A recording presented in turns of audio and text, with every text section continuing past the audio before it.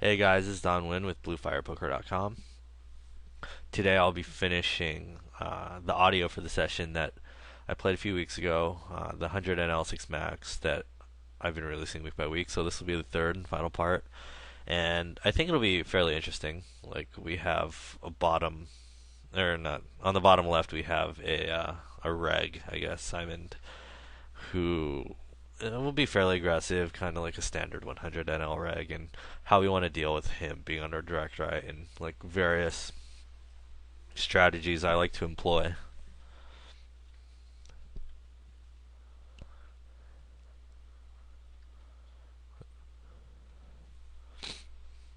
With Ace 10, it's definitely a fold.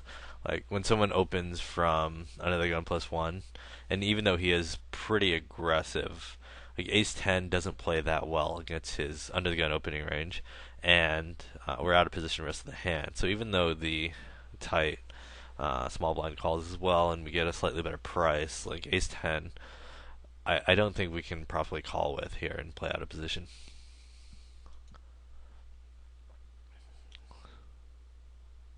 Pocket sevens, of course, is like a very standard open.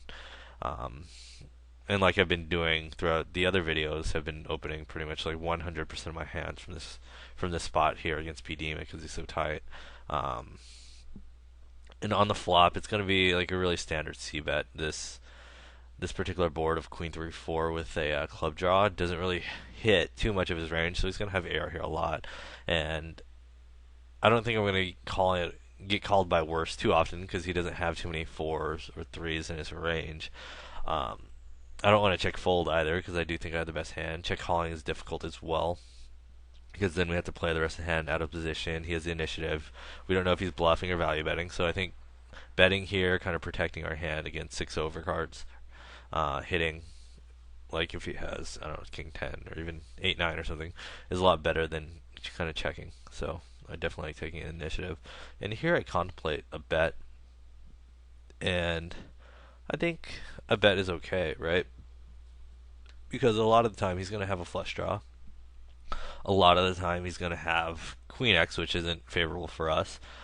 He's also going to have hands like pocket eights, pocket nines, pocket tens, which beat us, which may fold on the turn. I think it's kind of unlikely given the aggressive nature that we've shown against him thus far in the match. But also, he, I think, is very inclined to be um, calling that flop with ace high with like king 9, king 10 because we've been so aggressive so far. Um, but I mean, he is pretty passive, so I don't think he's gonna like start bluffing us with ace high. So I think checking and kind of getting to showdown will be slightly better than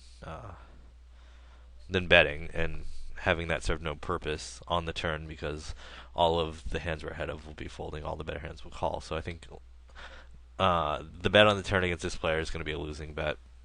He did call us with king high, and I think it's certainly going to be against this player a much better player to check because I don't expect him to bluff this very often.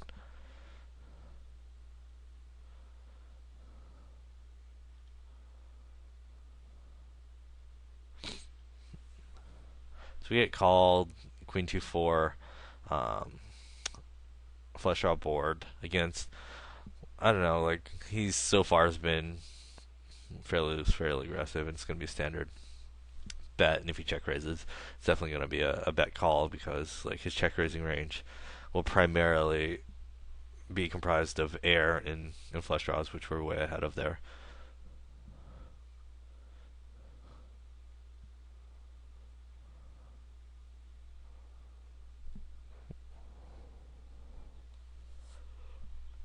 For a while, I was actually playing quite a bit of heads up and almost heads up exclusively. And recently, I guess within the last few weeks, I've been playing a tons of six max again, and it feels actually pretty good. I feel a lot better about my six max game than I did in the past. Like last year, I played primarily 100 NL, and um, I think I won at about 4.5 PTBB per 100, which was a good win rate for six max. And kind of stepped away from it. It was a little bit rusty, but I've been working on it quite a bit, and I have played a little bit of 100 NL 6 max, and the games haven't got too much tougher. I thought they might have within a few months with all the like material out and the increasing number of regulars, but the games are still very good. Of course, I've gotten, I think, a lot better since I've joined Blue Fire as well. That certainly could be a huge part of it, but the games are certainly very profitable. And I mean, it's really still very important to learn poker if you want to, like, it's still very profitable to become a professional, I guess, and play for a living, or at least part-time, to make a lot more money than like any standard job. If I were looking for a job now, I guess I could probably be paid, I don't know, like, I have a degree, so maybe like $30 an hour, which is a lot less than what I make playing poker. So definitely a good career choice if you put the time in, use resources like BlueFirePoker and, you know, other message boards or whatever else you can get your hands on, and work on your game a lot to make a lot of money. It's still a lot of money to be made. The top right, really standard open from the small blind. He's really aggressive here, so if he three bets, like so far he's three bet 9.5%, and this is a spot where I think the 9.5% is, like, that's an average of where he three bets from every position. In this position, when I open small blind, he's probably a lot more inclined to three bet. He has position to play the rest out of position, and my range here is going to be really wide, so I think he can probably three bet here a ton. And if he does three bet, I don't remember if he did or not, but it's interesting. Like, do we want to four bet get it in, or do we want to call? Like, both options aren't that good with our hand. I think we're well ahead of his range, and I think the worse the player is, the more inclined I am to just call and play post flop.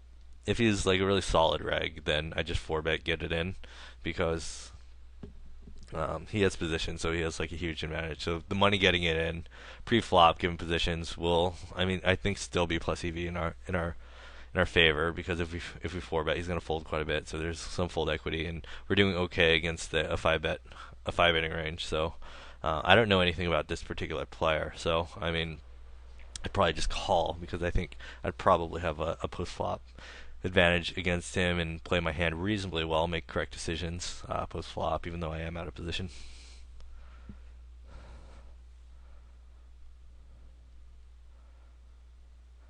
In the bottom left, okay, so Simon three bets David Markovich. David Markovich is super aggressive, 31-28 over about 100 hands. Even though he's opening from the hijack, his range is going to be kind of tight there, but so far he's been really loose. I guess the second most loose opponent at the table besides us. And I'm fairly certain David Markovich is a reg, Simon's a reg, and he three bets here. I expect Simon's three betting range here to be like really, really loose, a lot looser than he would three bet, let's say, ECU opening from the cutoff, because ECU only opens up about 8% of his hands, right?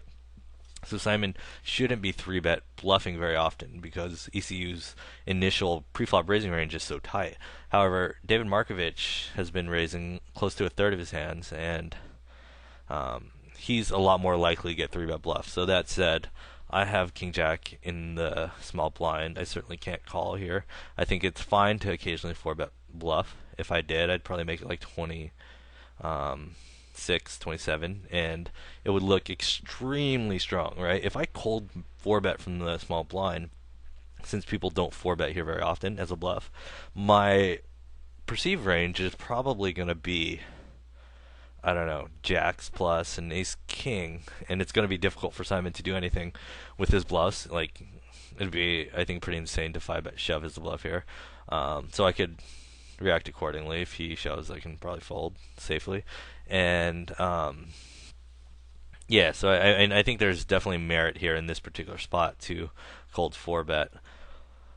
I was a little bit too scared, decided not to, but that's like a spot where if David's range is really loose and we expect Simon's range to be really loose, it doesn't really matter our hand strength to cold four bet. That's a spot where I'd cold four bet a lot of hands, the best hands, probably ace X hands that hold blockers to a lot of Simon's value through betting range. You know, ace king, ace queen, pocket aces, and David.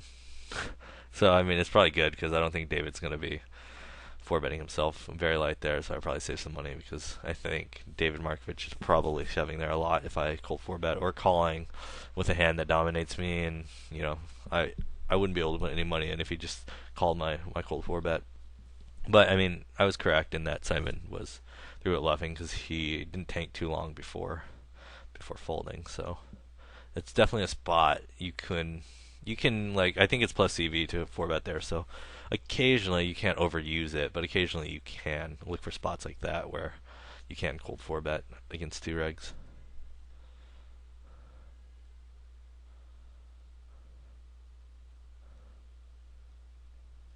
I'm not even sure of the action on the top left. I was talking about that hand, so let me replay it.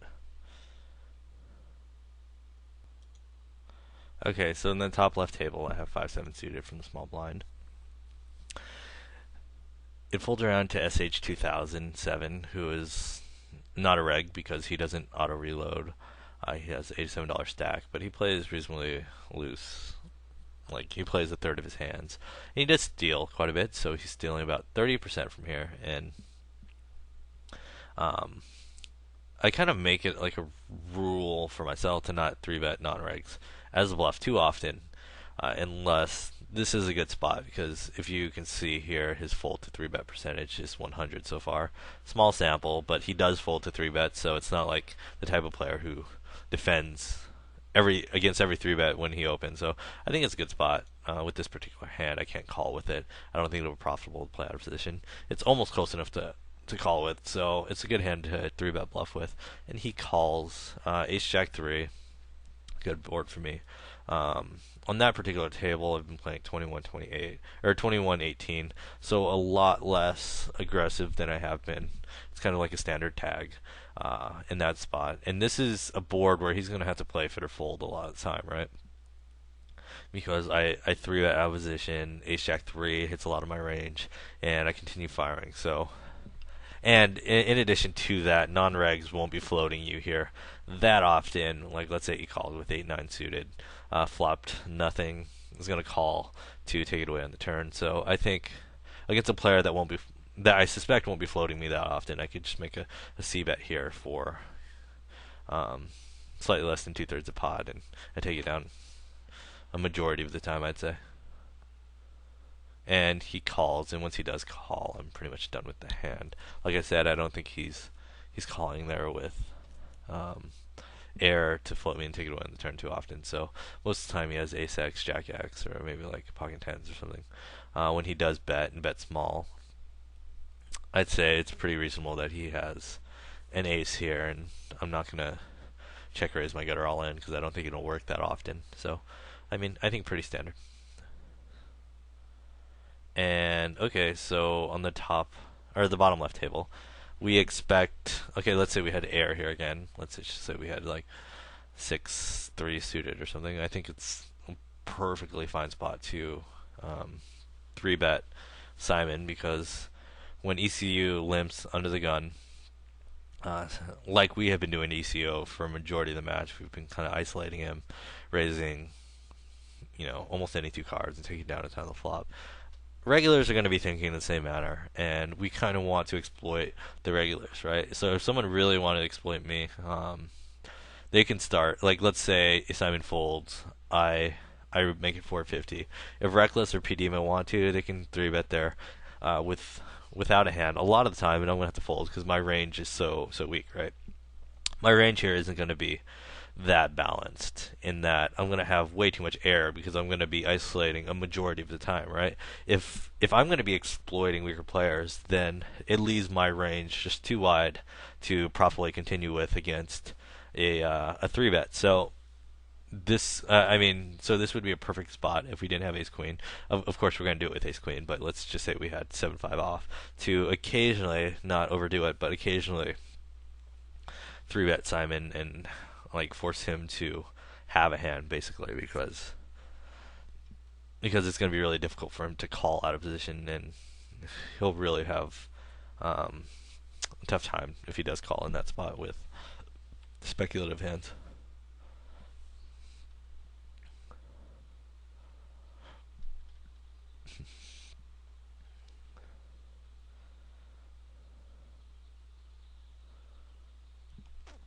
So with 5-8 suited, occasionally I would 3-bet bluff here too, because the hand isn't coordinated enough to call with, I think, profitably. But Simon opens this time for second position. I think his range is going to be a little bit tighter, and I just 3-bet him the hand before, so it's not going to be the best spot. I'm a lot more likely to get played back on um, if I do 3-bet in this spot, like back-to-back hands.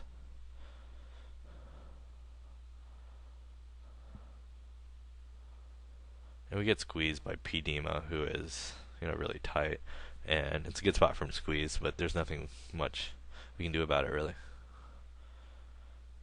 because we have a speculative hand, and I mean, what can we do? Okay, in the top left, I flop top two. I bet turn brings the four straight and the flush hits. I bet again. I think there's still value. Like he's gonna have worst two pairs. Occasionally, pair straight draw, pair flush draw, and on the river, right? So when he calls the flop and turn, he has something, right? He either has a draw or he has a made hand, and most players here aren't going to turn their made hands into a bluff, right? Like let's say he turned two pair with 6-7 or 9-6 or something like that.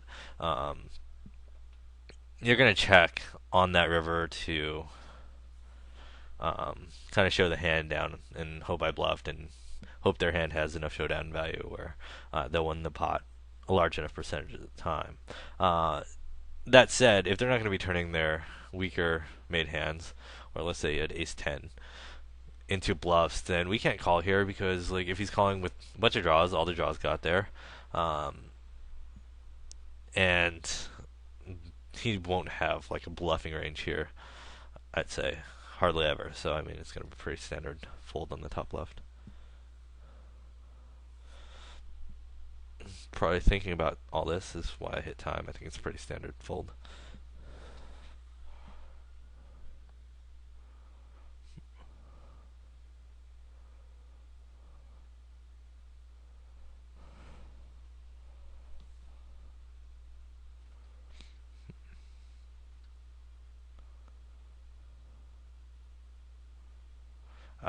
Out of position, I have people ask me a lot of times like, okay, so someone limped, like heads up or six mac, like what am I raising out of position? I typically advocate like a relatively tight raising range here from the big blind when ECU limps the button.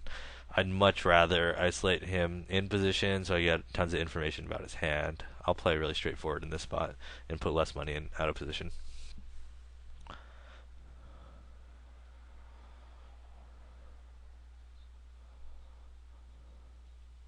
5-4 suited, pretty standard call. In position against a small blind open. The hand plays okay, and I decide not to try to steal the pot there on the flop. I think a flop bet is pretty standard when he does check there. I actually much prefer a bet because when he opens the small blind, he's going to be bluffing quite a bit. He's going to be value betting his tens, his kings, and when he does check in this particular spot, I think a lot of time it's because he's out of position and he's kind of giving up on the hand. So I have five high. I think it's a lot better just to bet. Fortunately, I made an okay decision to bet the turn. I think I should be betting somewhere. I'd probably prefer the flop. It leaves me room to fire three barrels if I wanted. Probably wouldn't, and it leaves me room to like threaten three streets of bluffing or betting, rather than if I check back and then bet the turn. I can only threaten to bet on two streets. So if he does have pocket eights there, it's much more tempting for him to call.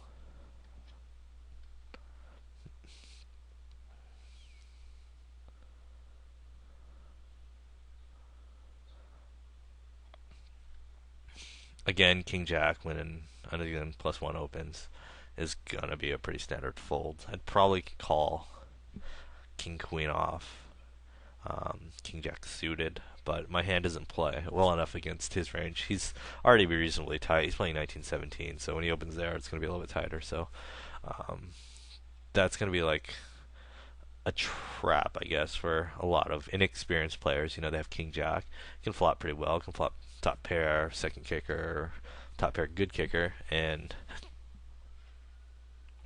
you just don't realize how bad it is a lot of the time playing out of position is. It's way too often we're losing with the best hand, like when to simple c bets on a lot of boards, and it's really difficult to get a lot of money in when we do flop like Jack X, because he can very easily check back on one of the streets, and I mean at that point he gets controlled the size of the pot much more than we can. So I mean there's so many reasons not to call with King Jack there, and those are a couple of them.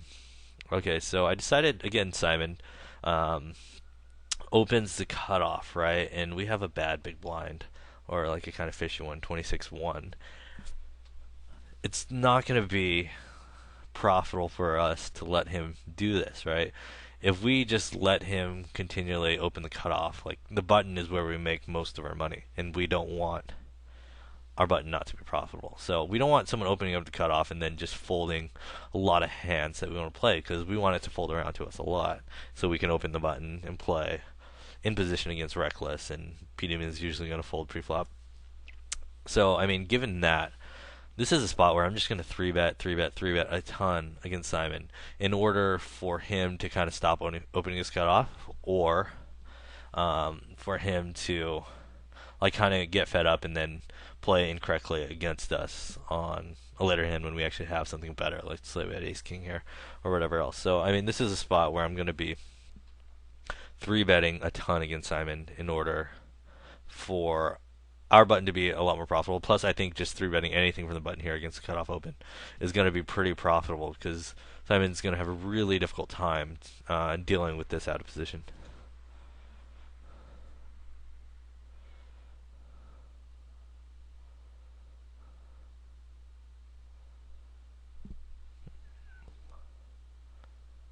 And we get 4-bet, and here's a spot where we've already seen him 3-bet give up once against David Markovich. We know he's a reg. He's on message boards, whatever else. And that size allows him to have bluffs and stuff, right? So I don't mind increasing the variance here in 5-bet bluffing. I've talked about this hand with other people, and they kind of say, oh, why 5-bet bluff with King Jack? And when you decide to 5-bet bluff, it doesn't really matter your hand strength, right? Like, I'm not calling here ever with King Jack. Let's say I had Ace-5 suited, which is like the 4-bet bluffing hand, I guess, or a 5-bet bluffing hand, I guess. I mean, it doesn't matter because I'm not calling with those hands anyway. So if I'm not going to be calling here with King Jack or Ace-5 suited or whatever else, then both hands are reasonable to 5-bet bluff.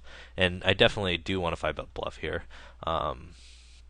For one, he will stop 4-betting me like as a bluff if this is a bluff in later in the session. And two, like if he knows I can 5-bet bluff, it'll just make things really difficult for him. Like it'll certainly slow him down in opening the cutoff, because he'll know I'll 3-bet and then 5-bet shove like some percentage of the time. So I mean, I think it's reasonable to do this for metagame reasons, and makes it profitable later. If he does call here, I think it's a lot less likely calls too, because I hold the king blocker to ace king, pocket kings. I hold the jack blocker to like pocket jack, so I hold a number of blockers here. So I think it's reasonable. I'm not like when I do 5-bet shove here and he calls, I'm never doing that well against his calling range. But I do think he folds here some percentage of the time, and it makes the play, I mean, probably close to neutral EV, I'd say. He calls with 10s, we flip. And that's really important, like getting there. If I can teach you to get there, then you'll be playing with Phil one day. But it's a difficult skill to learn.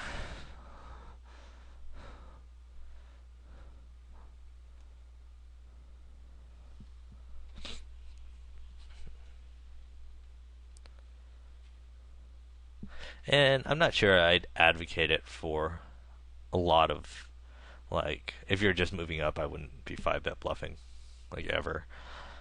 It's kind of a recipe for disaster, because you're usually going to be you're not going to be used to the swings yet of like playing double stakes if you're coming up for 50 NL, and you're gonna want to like take lower variance plays. But I've kind of played tons of 100 NL last year, and I'm way overrolled for the game now, and feel comfortable like getting in those high variance spots. Like that's the spot where I may not do that if I'm playing 3-6 or whatever. But at the moment, because even though I think it might be correct to do that some percentage of the time, like I'm not comfortable at those stakes yet, so I wouldn't do it. So I mean, if you are comfortable with the stakes, then go ahead and 5-bet bluff some percent of the time. I think that was a good spot to do it.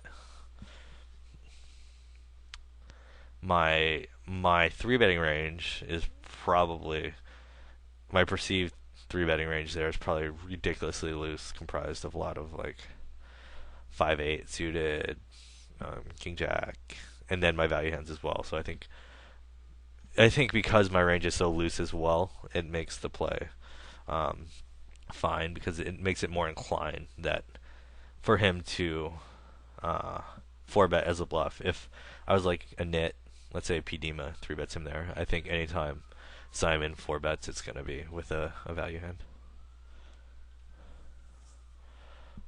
I get calls on the flop when I have top pair, good kicker. Again, against don't fold please, and then I decide to check back the turn. I think the turn there's still quite a bit of value. Well, for one, like if I bet there, the 5 isn't a great card to continue bluffing on, right? Let's say the turn and river were reversed, and it was a queen on the turn.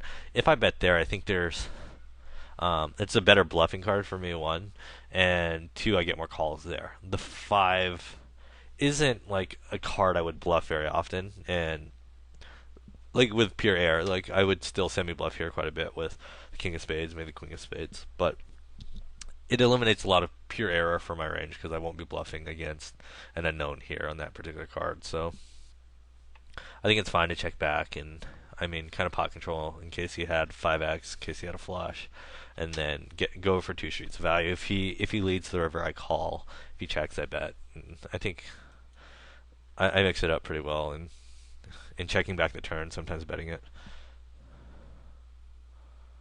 And I decide to bet, about a third the pot because he's not going to call that often. Like I expect him to lead ace x a ton on the river, right? Like my hand, look, I could have rivered queen, I could have like pocket sevens or something like that, where I'm going to call. Like when I check back the flop or the turn, I'm not going to have 5x. I'm not going to have flushes because I'm certainly betting those in no spot nearly 100% of the time.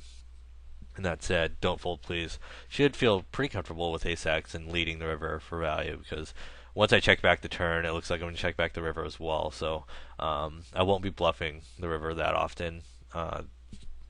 So once he does check, I don't think has that many like ace x combos in his range, and I kind of want to like maximize against his queen x hands, pocket sevens, pocket eights. So I bet small there, and he did show up with ace jack. Was mildly surprising, but I mean I'm not super aware of how he plays, so I guess that's not that surprising.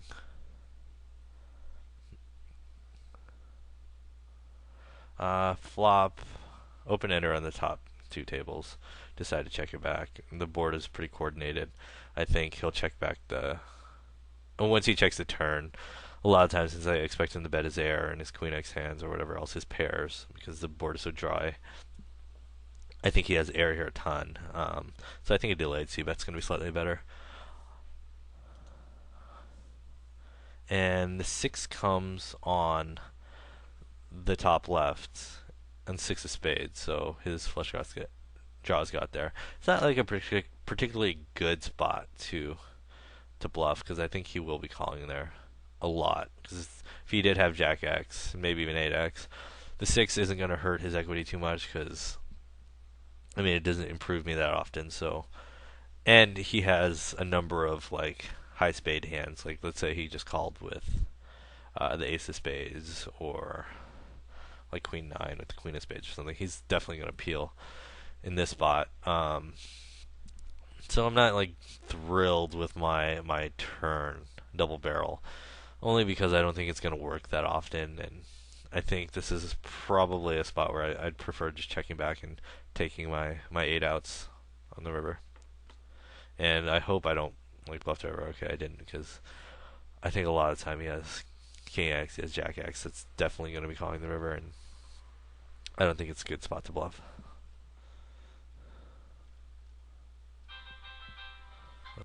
Alright, sorry about that. If you heard that, an alarm was going off. But anyway, not too happy about my 3-bet in the bottom left. I think I can call there profitably against ECU because he's not going to be bluffing too often post flop, and he doesn't open that often. Like, he opens 8% of his hands, even though it's a min raise. I think his range is going to dominate me a ton here, especially if he calls. So, not that happy with the 3-bet in the bottom left table. Okay, so since he does, let's hope we play this hand better post flop, because pre flop I don't think was very good. Let's think of a range for him here. I'd expect him to 4-bet a lot with big pairs like aces, kings, queens, maybe even jacks. Maybe he'll flat with jacks, and then call with like tens, nines, eights. A lot of the other parts of his range when he raises, since he only raises 8%, is going to be like ace, king, king, queen, king, jack, king. All the Broadway cards, most of which beat us. And this board isn't a good one for his overall range. So I think betting here on the flop should work a lot of the time, because he is pretty passive. He folds to quite a bit of stuff, and when he calls here, I think I definitely like betting the turn. I'm not sure if I did. I don't remember this hand, but I think he will peel a ton with, ace king, ace queen, ace jack. Only because I've been kind of running him over, like peel once and try to hit the turn, because his hand is still like decently strong. But I don't think he'll call the turn bet that often with just overcards. So this is a spot where my hand is never head, and I think a good spot to two-barrel bluff. I definitely don't think he's ever folding an overpair. Um, like pocket nines, pocket tens, pocket jacks. And when he calls on the turn, like he has flush draws here. I mean, I guess it's possible that he min raised and called with like 8-9, 8-7 as well. It's a question of whether or not I want to value bet and how much on the river. Because like I said, um, I don't think he's calling that often, right? With just overcards. So most of his range here, I think, is some sort of pair. So sometimes I'm value owning myself because he'll show up with jacks here, or show up with um, maybe even pocket queen, something as strong as that.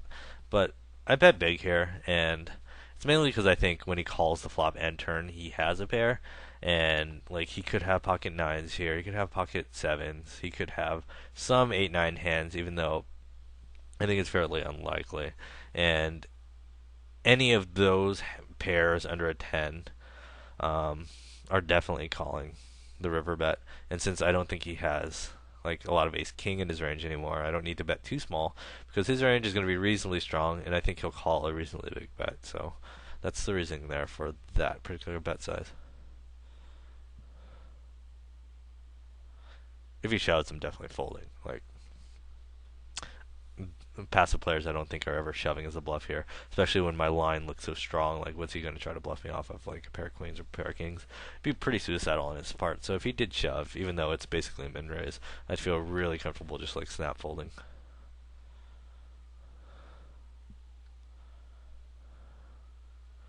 And I just saw myself bet the river on a 4 straight board, and I'll have to rewind that hand because I don't remember it, and I didn't see it because I was talking about the other one.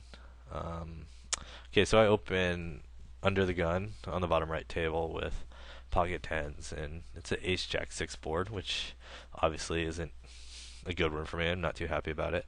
He's playing 25-5, so he's not a regular. He's probably a weak tight type player, I'd say. He doesn't steal that often, and then I turn a set, right?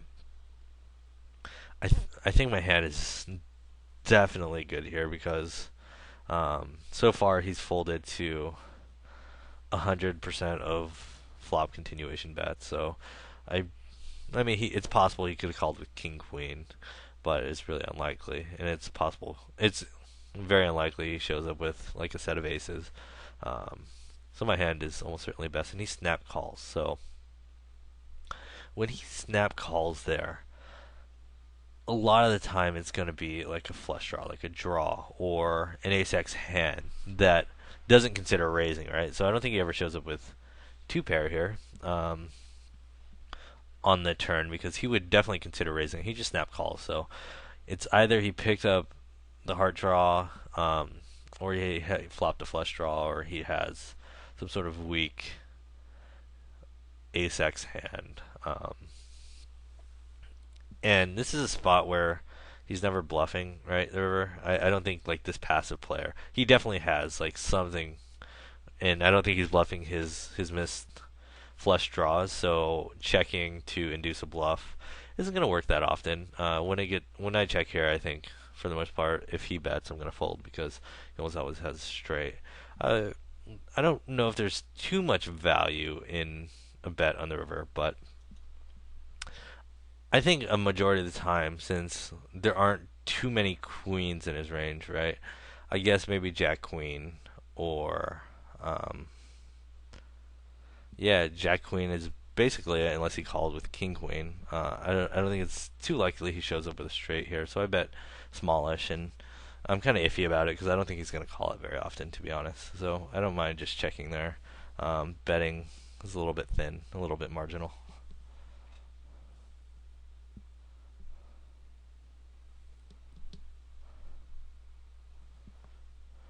Decided to flat with 6-3 suited. It's a weak hand. I have the button, but it was a min raise. If it was like a full size raise to 3.5 big blinds, I'd probably fold this hand, and I'd consider calling with like 6-5 suited or maybe 6-4 suited. But against a min raise, I think I can probably call from the button with this hand.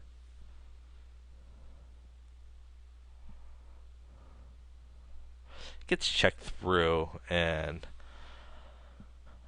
like I have 6 high with a gutter, so I don't mind a bet on the turn. I don't think it'll work that often, but if I bet like $5 and everyone had, weakish hands like ace high, queen high, then I can take it down some percentage of the time. Like I don't want to just give up in that spot every time. So occasionally I do bluff the turn, especially with 4 outs there to a gutter. But I decided to just give up on this hand. So it looks like there is a poster on the top right, so I made it 450 from under the gun and get 3-bet on the top right. And I don't know if you guys, like, I remember this now. I don't know if you guys saw the chat, but it's like KTU was saying, "Am I on TV?"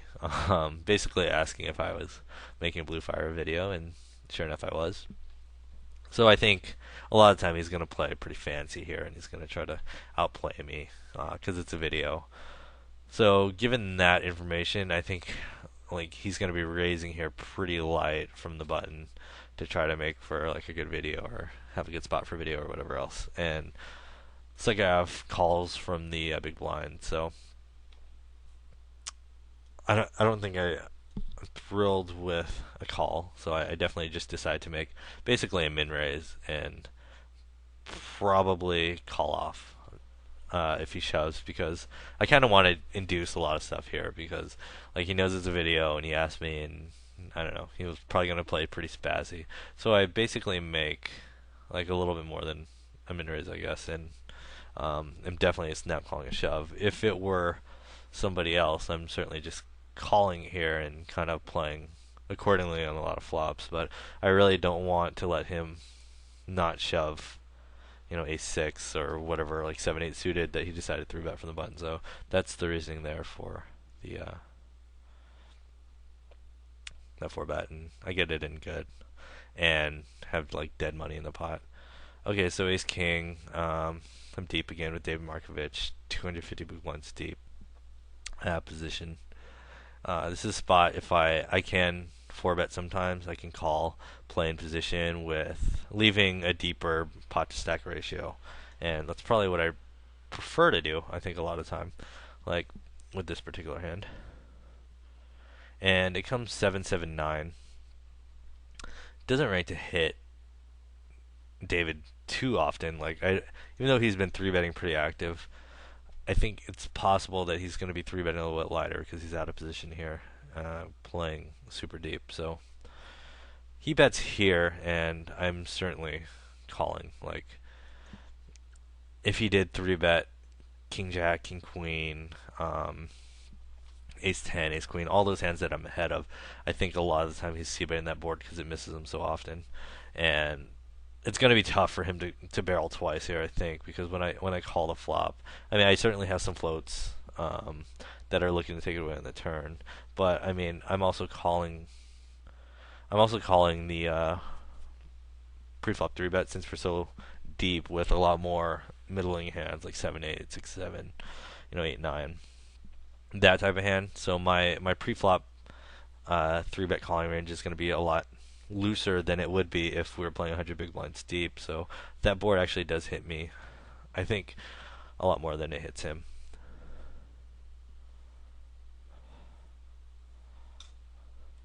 And he continues betting, and I think a lot of the time he has overpairs. Sometimes he's barreling with a picked up hard draw. Sometimes he has like gutters, like Queen 10, or Queen Jack, or just 10x for the open. Or I guess those are open ended. So a lot of like open ended straight draws that I'm ahead of, but I don't think I'm ahead enough because more often than not, when he two barrels this deep, out of position, he's going to have an overpair. So I think folding is probably correct in this spot.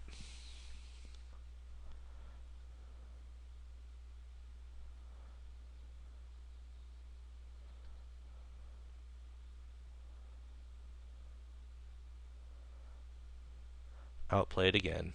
Well done. Top right.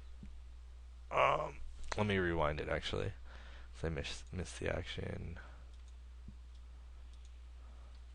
Oop. Okay, so in the top right, I have Queen 2 suited. This is the third hand that Jackal's played, or the fourth hand, I guess, and I flop really well. Fifth. He leads into me, so I expect him to lead with really wide range there. I have top pair and a flush draw. I could definitely raise, but anytime we get it in, like, unless he has a worse flush draw, I'm not getting it in that great, and I have position, so I kind of want to keep the pot small and play my hand. Because a lot of time if we do get it in, unless he has King 10 or worse draw, I think we're going to be flipping. And then he bets all three streets. I had top pair. I don't know anything about this player. And there are a number of things he could be just bluffing here with, like King 10, 10-9, miss flush draws. But, I mean, he can certainly have the ace too. I don't think he's betting better queens here, like for three streets on the value. Or three streets on the river, like if he had Queen 9, I don't think he's going to be betting it. And he does bet King Queen. It makes a little bit of sense. Like, okay, so it seems like he bet 5 into 17 on the turn. It's something I didn't account for. Meaning he's probably kind of worried about the ace, right? And when I don't raise, I guess, and just simply flat call there, it's pretty likely that King Queen is still the best hand. Like, I'm calling with Jack X, worst Queen X hands. And on the river, when he bets like half potish, it's like certainly a value bet because King Queen ranks to be the best hand the majority of the time. I still don't mind my call because I don't know anything about him, and I flop top pair. And even though the ace hit, like, I think it's still perfectly reasonable with the number of misdraws in that board to call. Like, he doesn't need to be bluffing with that many combinations of his misdraws for that to be profitable. So, definitely calling there majority of the time. And if I did like raise the flop and get it in, I wouldn't have been getting it in good. I would have been actually an underdog. So that's kind of the reasoning. Like, when I do raise, he's going to be folding all of his air. It decreases his bluffing potential, and anytime we get it in, it's usually with top pair better, which is obviously crushing my hand. 3-bet Simon again with Queen 3 suited. Something I can certainly do. Like, because he's going to be opening there so light, like we've seen, and he's like so far he's been stealing about half the hands, and I don't want that because I want to open my buttons, and I've already like 5-bet shoved, so it's going to be super high variance if he decides to do anything else. So I think I can get away with a lot more 3-bet bluffs at this point, unless he's like ready for a high variance match.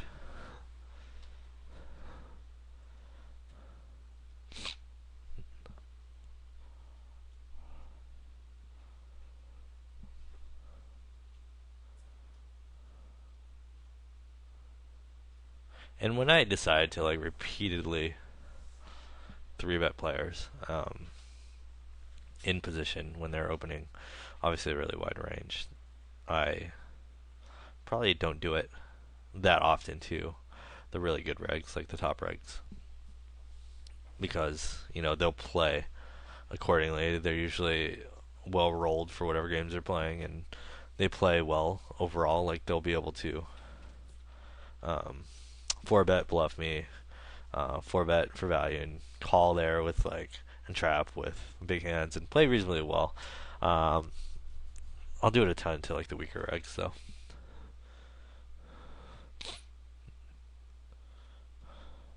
because they a lot of times just kind of get fed up and play really awful, and it kind of tilts them, and they don't make like the right adjustments all the time. So a 6-7 suited, even though I did get 3-bet, it's like a min 3-bet, and I was getting a really good price on my call. So and I had position, so it's certainly going to be a spot where I'm going to be calling most of the time.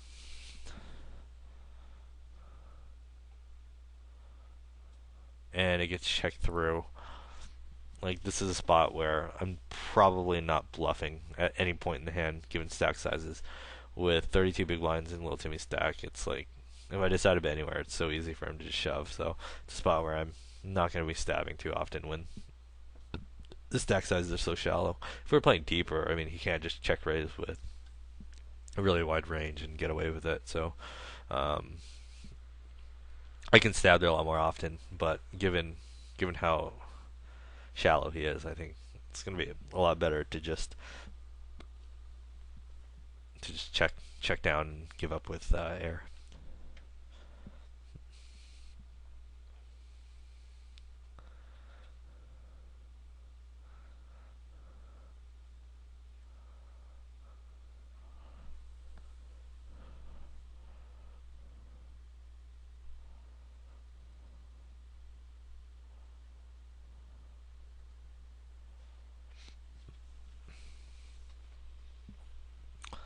I guess so far, like on each table, I haven't been that out of line except the bottom left. I guess 37-29 is a lot looser than I normally play, but I guess I play around the average. Like I'm playing 23-20 top left, 28-23, 29-27 on the other three tables, which is pretty close to what I normally play when I play six max, and it's gonna be pretty loose, pretty aggressive, but not like really loose and really aggressive. But I definitely open a lot of pots and play a lot of pots. Like I think I play reasonably well post flop and can kind of make those decisions a lot better because I think than a lot of the players, especially at 100, 200 and L, because a lot of the players play okay pre-flop these days, but post-flop they run into situations where they do a lot of things incorrectly and just don't overall like make the correct decisions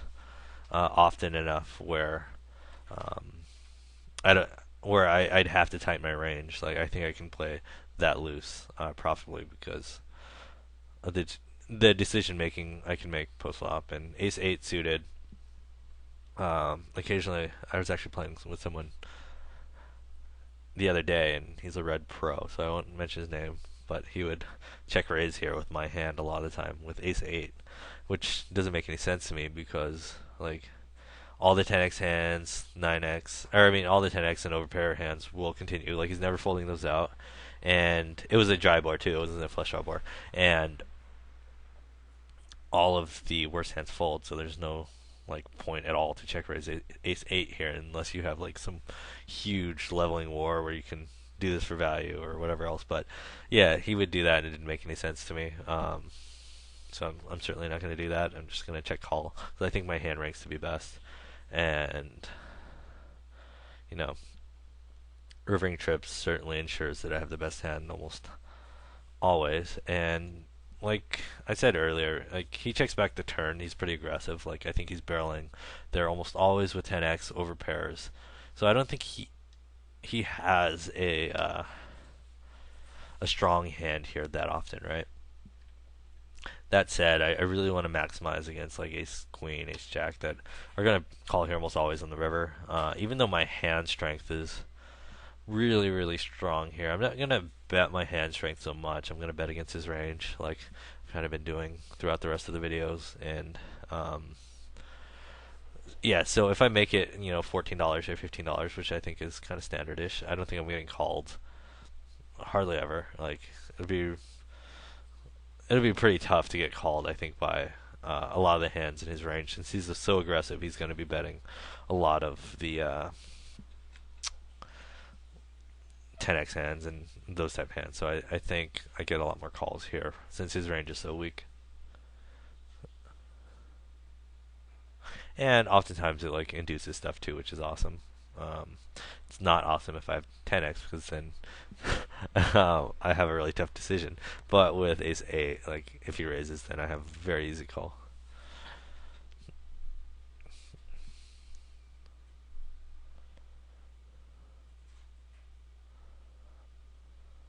So I open the bottom left again, and that's part of the reason my stats are like so loose on that table is because PDM is so tight, 13-8. I've been able to have basically 2 buttons, and the small blind I've been able to open every time too. 9T suited, again, gonna 3-bet. Simon, for whatever reason, hasn't adjusted. Every time it's folded around to him in the cutoff, he's decided to open, and I've been 3-betting him every time, almost every time, and he continues opening every cutoff. Not really sure why. Like a much better adjustment in his place is to like tighten his cutoff opening range if he can't continue, or start 4-bet bluffing.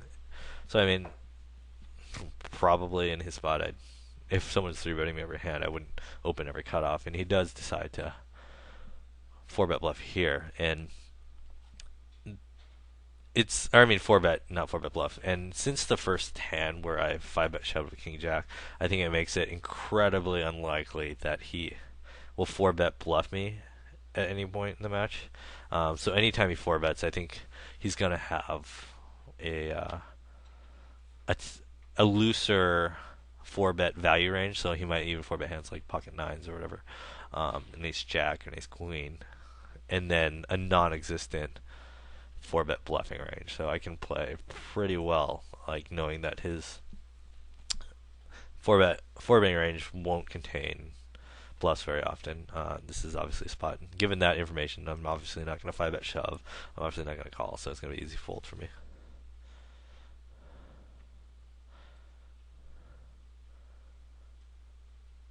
I get 3-bet in the top left against Baby Don't Cry, and he 3-bets like a fair amount, like 8.5%, which is like slightly on the looser side, I guess.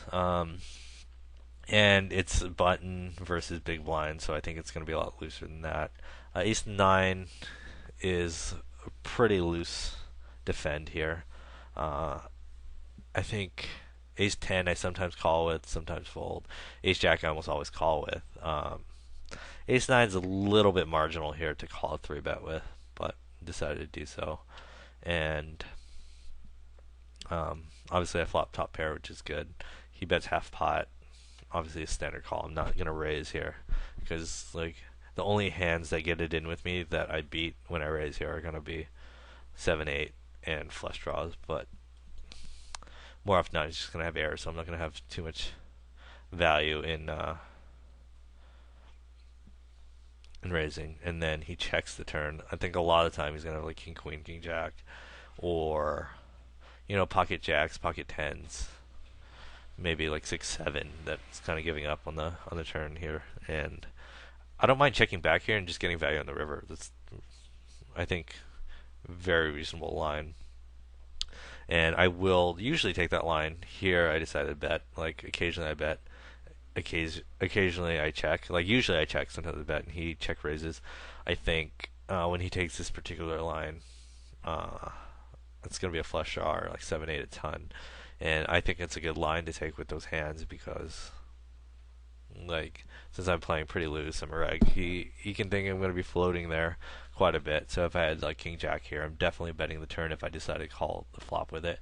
And he has quite a bit of fold equity, and when I do call, he still has outs, or he still has like 20% equity, which isn't great. But overall, I would like to play. I do like to play with like flush draws and stuff. Um, and he shows up with Ace King, totally owns me.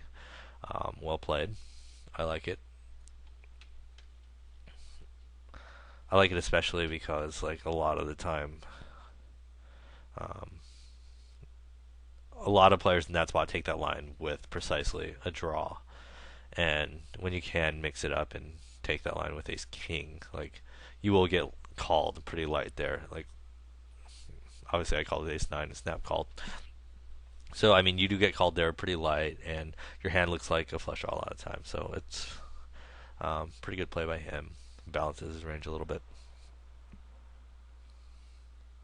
Okay, so KTU again. That's the guy that asked me if this was a video, and he's been playing fairly aggressively against me. So Ace Jack, like I said earlier, is usually a call, but since I do think he's going to be playing back at me a lot because it is a video, and he's going to be 3-betting such a wide range here, I suspect, against me particularly. I can 4-bet and get it in and be really happy about it with Ace Jack.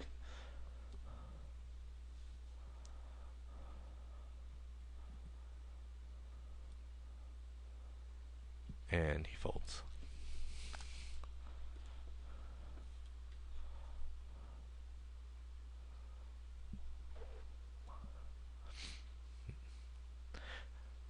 Like, it's possible that I, in the future at least, may use stars to make videos just so um, people don't ask me if it's a video and play differently against me. But, I mean, then once I start making videos there, then people can ask me there as well. But, not sure what to do. Like, this is the first time it's happened, so I don't think it's like a huge deal or anything. That he potentially is playing differently against me, and most of the other tables are fine anyway.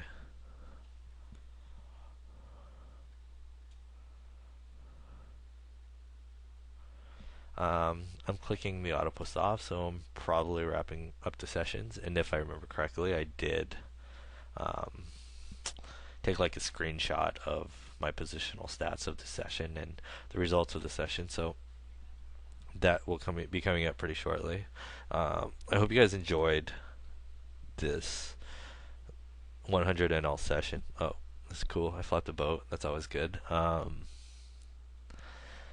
Here's a spot since Reckless plays, pretty fit or fold, or my guess is he does at least, and a lot of the time he just has overcards here that he's not going to be peeling with. I think checking here is probably best, and really just hoping he makes a pair, and that's a good card for me, obviously.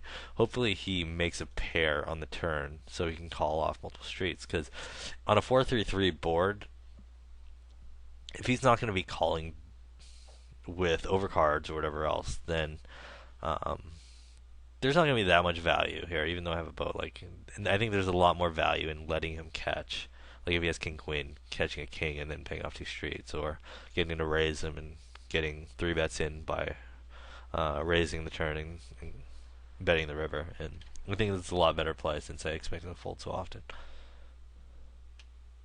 Against, let's say, a reg on that board, on a 4-3-3 board, or someone that's going to be like pretty aggressive, like a maniac or whatever, then I'm certainly betting there and hoping he check raises, because people will check raise that board a ton. But since Reckless will probably never check raise there as a bluff, I do like my check back on the flop. But as I was saying, yeah, I hope you guys enjoyed the video. It's like my pretty standard style of play. So if you guys see me playing 6 max, you know how I think, you know how I play, so you can probably own me. So have a seat. And from this point forward, I guess I'll probably make some more like 50 NL, 25 NL videos, and in the future probably some heads up and maybe some full ring, I guess. But okay, so overall in the session I played 28-24, which is about standard. I 3-bet 10.1%. Again, a little on the high side. I guess it varies, like sometimes 8 to 10%, depending on table conditions. And I made about 3.5 buy-ins. Obviously running hot here, not sustainable. And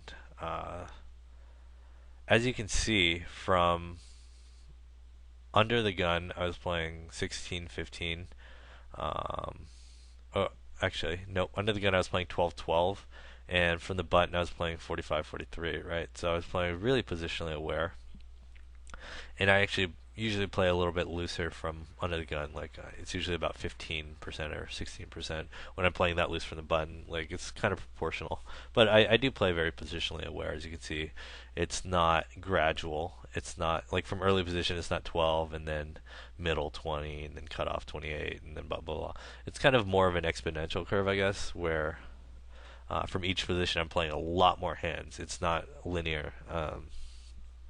And as you can see, I play just extremely loose from the button and kind of tight from under the gun, which is something that I definitely advocate for you guys when playing the SSNL games, because position is king and it's where you're going to make all your money.